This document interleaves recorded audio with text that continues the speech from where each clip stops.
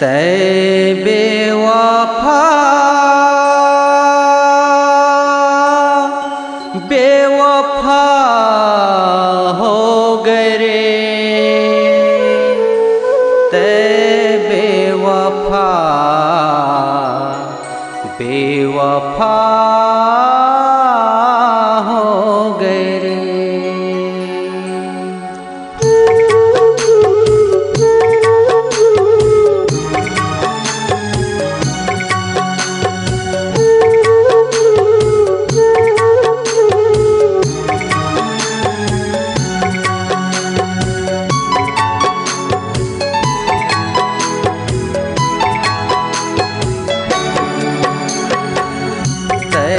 बेवफा बेवफा हो गए रे,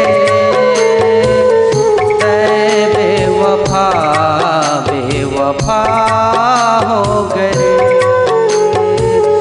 तै बेवफा बेवफा हो गए रे, तै बेवफा बेवफा हो गए रे।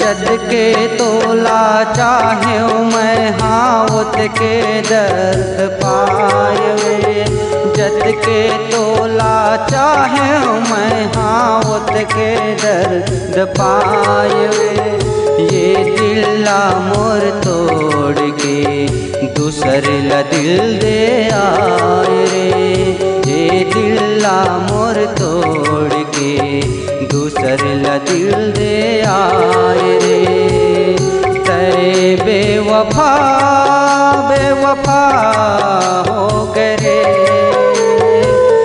तै बेवफा बेवफा हो गए रे।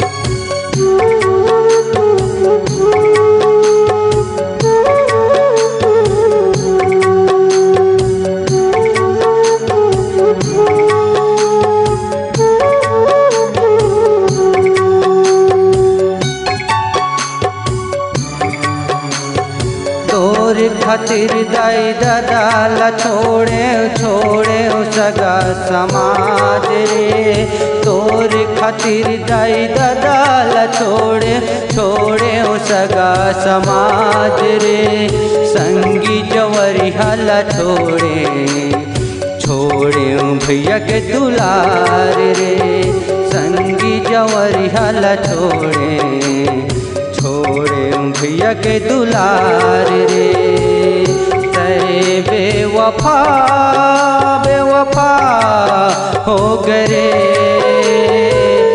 तै बेवफा बेवफा हो गए रे।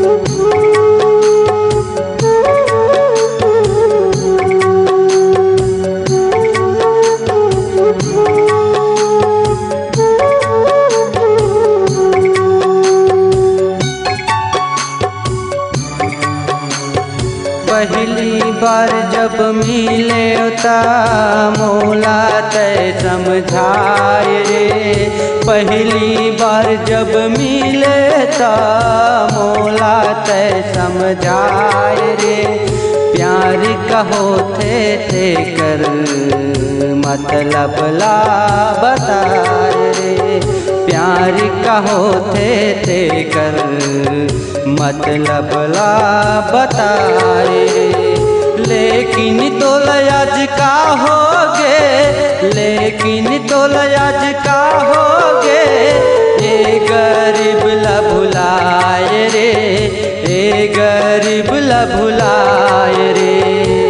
दे बेवफा बेवफा हो गए, दे बेवफा बेवफा